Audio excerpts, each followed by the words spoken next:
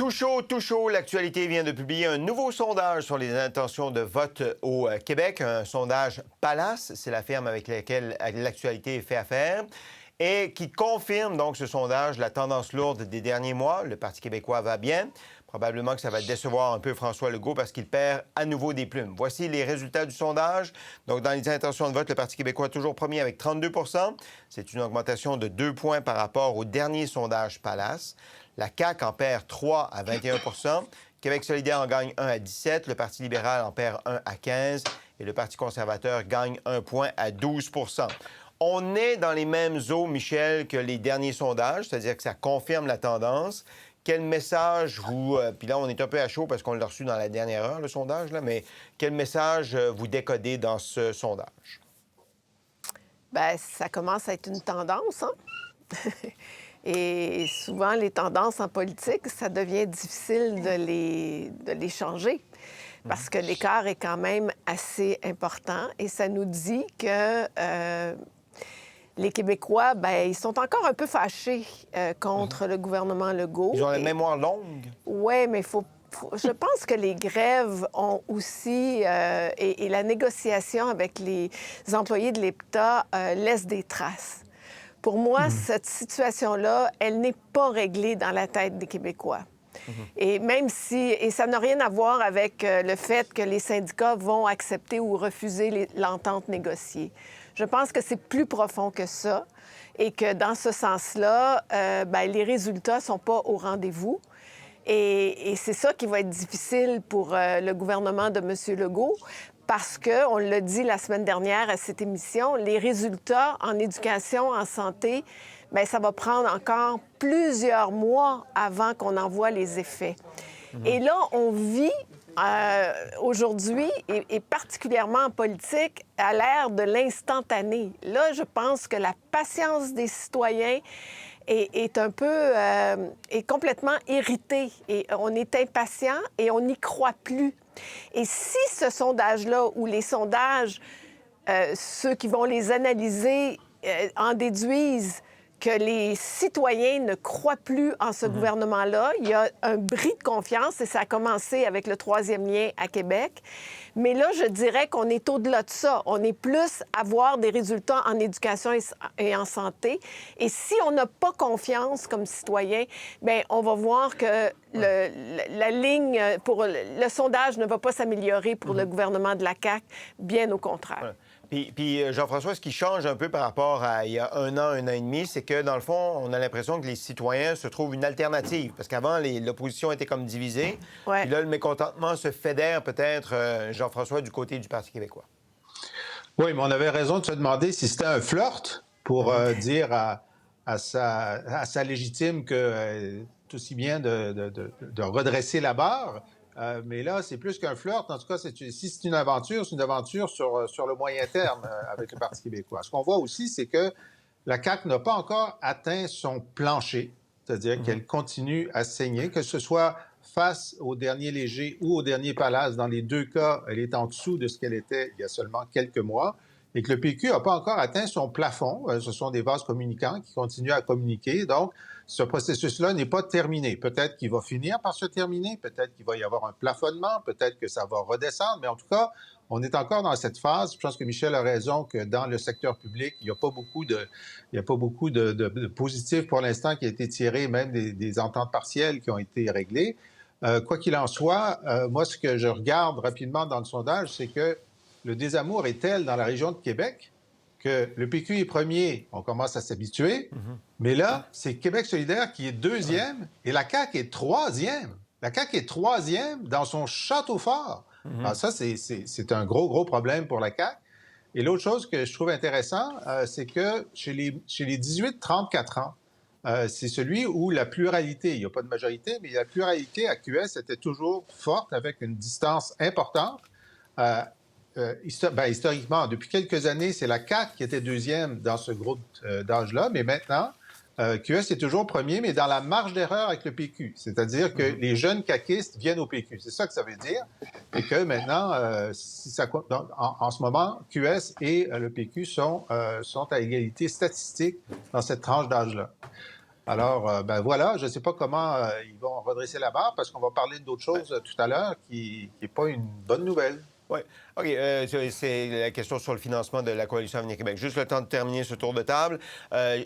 Françoise, Philippe J. Fournier, dans son analyse dans l'actualité, dit que le Parti québécois, avec des chiffres comme ça, pourrait être à la tête d'un gouvernement majoritaire. Évidemment, on est dans une politique fiction. Là. Il peut bien se passer plein de choses d'ici là. Mais quand même, c'est incroyable leur revirement de situation en un an à peine. Ah, tout à fait. Mais on l'avait déjà senti lors de la dernière campagne électorale, parce que tout ça s'inscrit dans la mouvance d'une mouvance de sympathie envers le personnage qui est Paul Saint-Pierre Plamondon.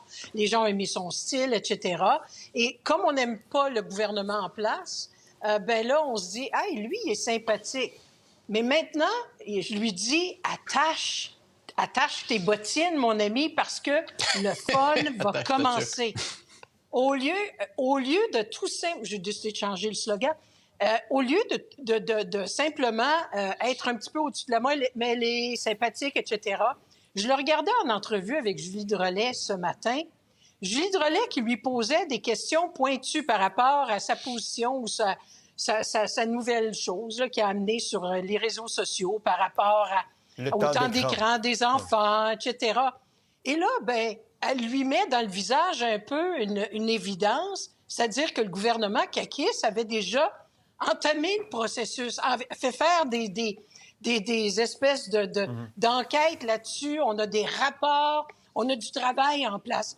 Là, les partis d'opposition et le gouvernement vont commencer à regarder Paul Saint-Pierre Plamondon non plus comme le gars sympathique qui maintenant fait en sorte qu'on n'a plus besoin de s'assermenter avec une déclaration face au roi d'Angleterre, mais aussi comme un futur possible premier ministre. Et là, ça jouera pas sympathique. Et là, on va commencer à avoir des attaques tout azimut. C'est quand même intéressant de voir que c'est le gars... Québec solidaire sur l'immigration n'attaque pas le gouvernement? Québec solidaire sur l'immigration attaque le Parti québécois. Tout à fait. Alors, c'est quand même exceptionnel que le chef d'un parti avec quatre personnes à l'Assemblée nationale est maintenant l'objet de toutes les attaques. Et attendez-vous à ce que ça s'amplifie. Mais là, il va être obligé d'être... Et c'est là mon conseil à Paul Saint-Pierre Plamondon, même si je n'ai pas de conseil à lui donner, sois beaucoup plus préparé que tu ne l'étais pendant l'entrevue avec Julie Drolet. Parce que dans ce contexte-là, à un moment donné, le capital de sympathie va commencer... Là, on va se dire, « Hey, ouais, ben là, il est fin, mais il est-tu premier ministrable? Ah ouais, mais là, sur tel sujet, il est-tu sérieux? » Alors, c'est là, ça va être là le danger pour Paul Saint-Pierre Plamondon. Dimitri. Bien, il y a des bonnes nouvelles et il y a des mauvaises nouvelles pour la CAQ dans ce sondage. Les bonnes nouvelles, bien sûr, c'est qu'il n'y a pas d'élection pour un autre 2 ans. Les mauvaises nouvelles, c'est que là où ils ont misé la santé et l'éducation d'abord et avant tout, c'est quand même des dossiers que tous les prédécesseurs de François Legault ont essayé de dire qu'on va faire mieux, on va améliorer ça, puis ça s'empire année par année. En même temps, puis on voit ce sondage que le PQ mène tant à Montréal qu'à Québec et à travers toutes les régions du Québec. Là où je rejoins Françoise, c'est que maintenant, non seulement les attaques, mais M. Saint-Pierre Plamondon va être beaucoup plus scruté à la loupe. Cela ne va pas dire qu'il ne va pas passer le test. Et la raison pourquoi on est tellement étonné avec ces sondages, c'est parce que depuis 2018 jusqu'en 2022, début 2023, François Legault était le premier ministre Teflon qui marchait sur l'eau et qui n'avait pas de talon d'Achille. Donc, c'est comme, il n'est pas Teflon et oui, peut-être qu'il a un talon d'Achille. Donc, est-ce que cette nouvelle bonne stratégie de la CAQ, c'est-à-dire la discipline et la cohérence, c'est bien beau le dire, mais est-ce qu'ils seront capables de la mettre en œuvre? Est-ce que c'est juste une résolution de nouvelle année qu'on ne tient pas ou si vraiment ils vont la mettre en œuvre? Rapidement, Jean-François. Oui, c'est juste, je vais vous raconter. La difficulté quand on est dans l'opposition, puis c'est pas le gouvernement qui est notre principal adversaire.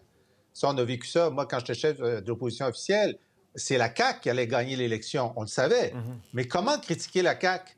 Alors, une fois, je me lève, parce que M. Legault avait fait une déclaration sur l'immigration en disant qu'on insistait trop pour que les nouveaux immigrés connaissent le français. Il avait dit ça à la CBC. Alors, je pose la question à Philippe Couillard. Que pensez-vous de cette déclaration de François Legault? Et puis là, Philippe était très surpris. Génial. Puis il dit, ben là, je suis d'accord avec vous, c'est important le français. Alors, c'est pas ce qu'il disait d'habitude. Puis là, François, il crie, défends-moi, Philippe. Et puis là, les journalistes disent, ben, Monsieur Lisée, est-ce que la CAQ gouverne maintenant? Vous posez des questions à la CAQ? Ben, j'ai dit, la CAQ gouverne pas, mais elle va finir par gouverner si ça continue comme ça. Donc, mon rôle et le vôtre, c'est d'éclairer les tares de la CAQ. C'est très compliqué à faire.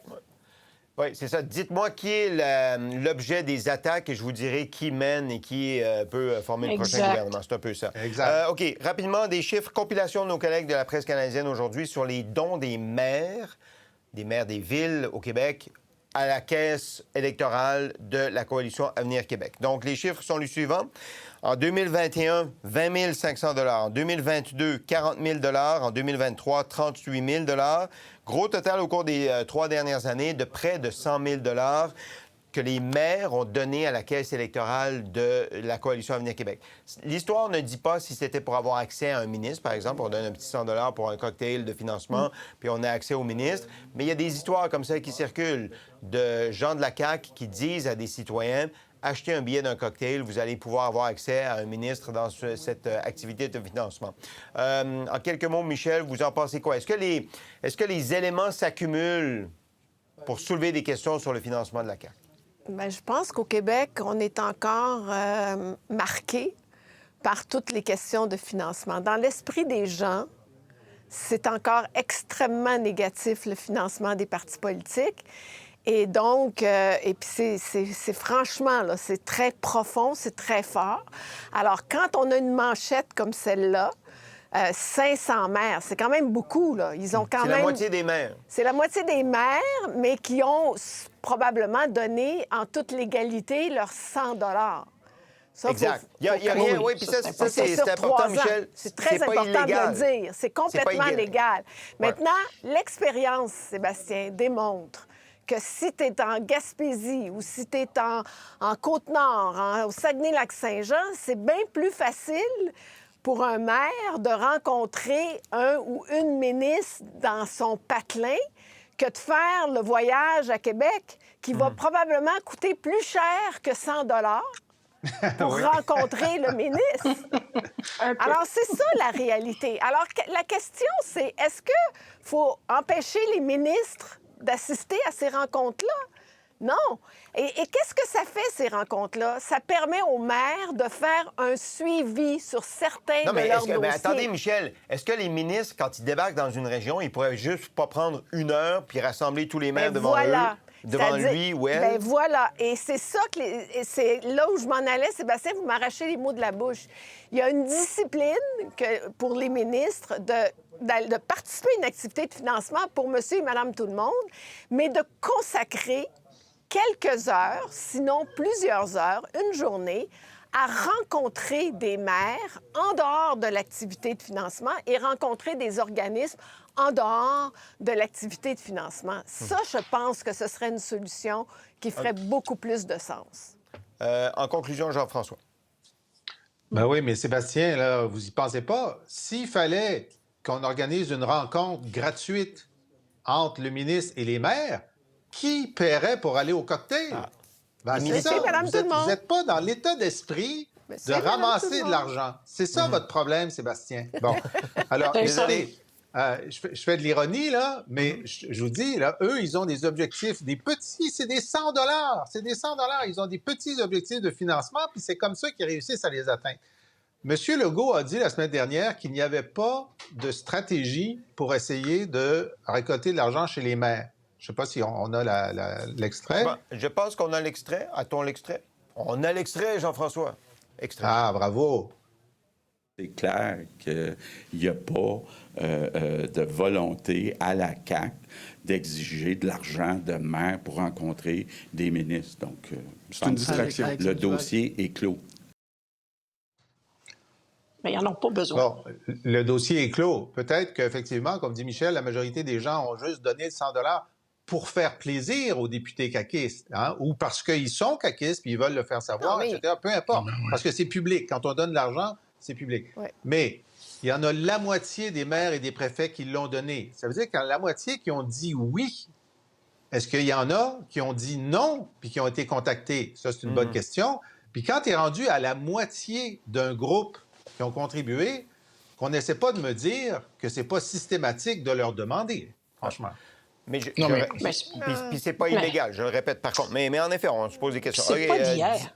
Dimitri, rapidement, il va falloir que je conclue. Et c'est Dimitri. sur 3 ans. Oui. Puis si on peut remettre ce fameux tableau en ondes, parce que littéralement, l'argent ramassé par des maires ou des élus municipaux, c'est ça, comme 2 ou 3 C'est 2 ou 3 de ce que la CAQ lève annuellement. oui. Donc, si ceci était une stratégie, c'est vraiment une stratégie mal exécutée. Et en même temps, c'est des données qui ont été rendues publiques par le gouvernement du Québec. Juste en 2023, ils ont eu plus de 1000 rencontres formelles avec des maires à travers le Québec. Donc, parfois, il ne faut pas nourrir ces théories de complot. Ça se peut qu'il y ait quelques députés qui disent « Ah, tu veux-tu voir le ministre? Viens-t'en, puis tu vas payer 100 pièces. » Mais soyons clairs, je ne pense pas que le gouvernement, puis les chiffres parlent pour eux-mêmes. 100 000 $ sur 3 ans, mon Dieu, ils sont pas capables. Si c'était une stratégie, ils sont vraiment pas capables de lever des fonds. Tu sais que ça ne calcule pas les conseillers municipaux, c'est seulement les maires et les préfets. Mais OK, Jean-François, vous avez c'est dit... pas d'hier, Mais Jean-François, vous avez dit que 500 ont dit oui. De ceux 500, peut-être que 400 ou 300 ont décidé par eux-mêmes d'aller à un cocktail de financement et donner 100 pièces. Peut-être, Puis encore mais moi, une je fois, pense c'est que quand tu as la moitié En tout d'un groupe qui participe, c'est parce que des gens leur ont demandé, dans la plupart des cas. Moi, je Non, pense mais Jean-François, tu sais que quand un ministre débarque dans Puis leur ont une dit que région... si tu payes pas, tu n'auras pas ton frigo. Non, mais... Hey, si Jean-François Lisée, ministre, venait dans ma région, Ben oui, on soyez était allés. tous... Hey, je Jean-François faisais pas de Lisée s'en vient cocktail. parler J'ai de... jamais fait, je ne faisais Non, de mais- cocktail de financement que dans mon comté.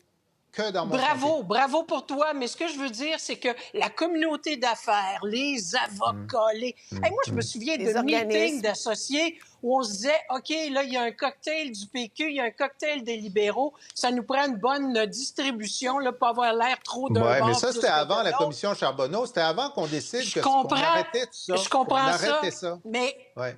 Oui, mais je comprends ça, mais c'est dans la nature des gens, de la bête, si vous voulez, pour 100 piastres, de dire « Hey, moi, je vais être vu, je vais être reconnu dans ces coins-là. » Je suis pas surprise. Moi, je suis de l'école à Michel.